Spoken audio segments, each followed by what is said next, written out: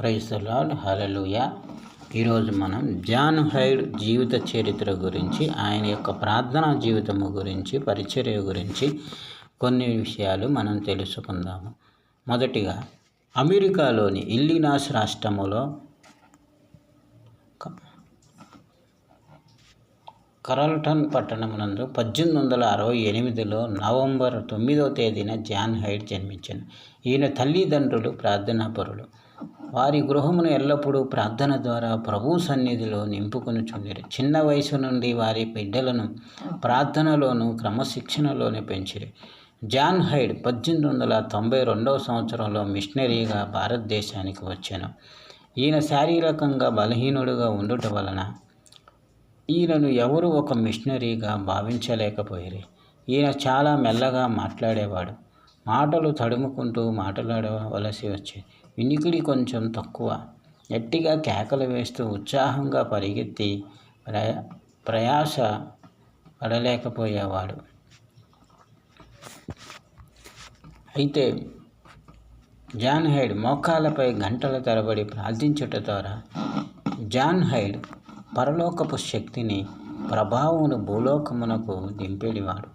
నేను ఎప్పుడు బలహీనుడనో అప్పుడే బలవంతుడను, నన్ను బలపరచు వానియందు నేను సమస్తమును చేయగలను అన్న పౌలు వలె బలహీనుడైన ఈయన దేవుని కొరకు బలమైన కార్యములు చేసేటివాడు. ఈ రోజులలో కొందరికి ప్రార్థన అలవాటుగా ఉన్నది. వారు ఏవో అలవాటు ప్రార్థనలు చేస్తూ ఏదో భక్తి మార్గమును పాటిస్తున్నామని తృప్తి చెందుతున్నారు. కొందరు ప్రార్థనను అభ్యాసముగా ఎంచి అనుదినము ప్రార్థనకు కొంత సమయము కేటాయించి ఆ తర్వాత తమ ఇష్టానుసారంగా జీవిస్తున్నారు. కొందరు తమకు కావలసినవి దేవుని దగ్గర నుండి పొందుటకు ప్రార్థనను ఒక మార్గము ఎంచుతారు. మరికొందరు ప్రార్థనను ఒక నియమముగా ఎంచి ప్రార్థిస్తారు. కానీ జాన్ హైడ్ ప్రార్థననే తన జీవితముగా మార్చుకొని ప్రభువుతో సహవాసం చేస్తూ ఆయన సన్నిధిలో ఉల్లసించేవాడు. ఒంటె మోకాళ్ళ ప్రార్థన వీరుడని ఈయనకు పేరు కలదు. మన దేశమునకు మిషనరీగా వచ్చిన జాన్ హైడ్ అనేక సమస్యలను, కష్టములను ఎదుర్కొనెను. ఎటు తోచని పరిస్థితుల్లో ఈయన మిషనరీ ఒంటరిగా కూర్చొని దేవుని వాక్యములో మర్మములు నేర్చుకొనుట ప్రారంభించాడు. రాత్రింబవళ్ళు బైబిల్ చదివి, పరిశీలించి, ప్రార్థించి, ధ్యానించుచుండేవాడు. ఒకసారి మన దేశములో పంజాబ్ రాష్ట్రములో సియల్కోట్ అను స్థలములో ఉజ్జీవ కూటములో ప్రసంగించుటకు ఆహ్వానించబడిరి. అది ఒక గొప్ప బాధ్యతగా ఎంచిన జాన్ హైడ్ తన తోటి దైవదాసులతో కలిసి ఆసక్తిగా ప్రార్థించటయే కాక దేవుని ఆత్మ ఆ కూటముల్లో కుమ్మరించబడు నిమిత్తమును, దేవుడు తనను ఒక బలమైన పరిముట్టుగా వాడుకొను నిమిత్తమును 21 దినములు రాత్రింబగలు దేవుని సముఖమునందు పడి ఉండెను.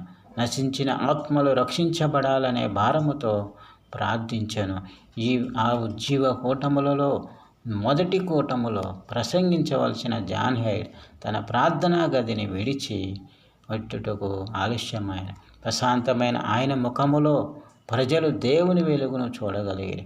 ఆయన మెల్లగా లేచి తన ప్రార్థన అనుభవమును కొంత చెప్పి పాపమును జయించుటకు, జయ జీవితమును జీవించుటకును యేసు ప్రభువు ఎలాగూ సహాయము చేయనో వివరిస్తూ 15 నిమిషములు ప్రసంగించిన తర్వాత మనమిక ప్రార్థన చేయుదమని ప్రార్థనకు తలలు వంచిన వెంటనే పరిశుద్ధాత్మ పందిరులలోని ప్రజల మీదకి ఒదిగాను.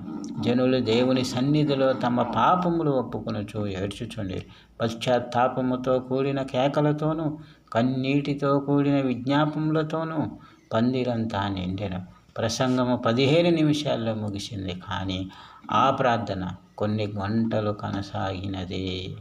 జాన్ హైడ్ పెద్ద పెద్ద ప్రసంగములు మంచి సామర్థ్యముతో చేయలేకపోయినా దేవుని సన్నిధి ప్రజల మధ్యకు తెచ్చు మార్గము ప్రార్థనే అని గుర్తించగలిగాడు.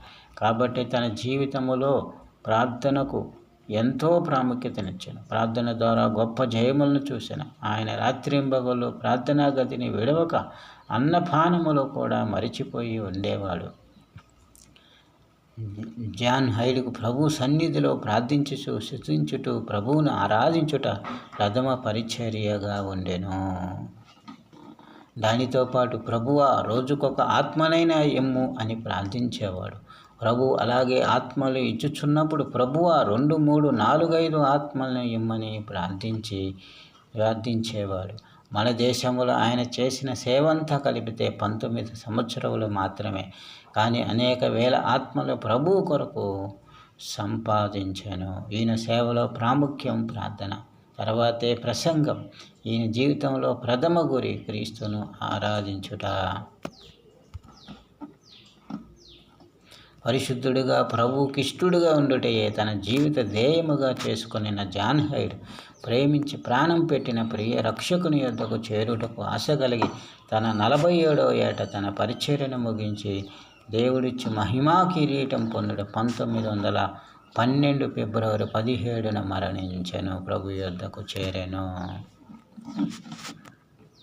ప్రియులారా, ఇటువంటి దినాల్లో మనము కూడా జాన్ హైడ్ వలె మరి ప్రార్థించేవారిగా, మోకరించేవారిగా మనము కూడా సమర్పించుకొని మన వ్యక్తిగత జీవితాల్లో, పరిచర్యలో, మరి ఆత్మను రక్షించుటలో మనము కూడా ఆ దేవుడిచ్చిన బాధ్యతను నెరవేర్చేవారిగా, దేవుని కొరకు విశ్వాసవీరులుగా, ప్రార్థనాపరులుగా ఉండునట్లుగా మనం ప్రార్థన చేద్దాము.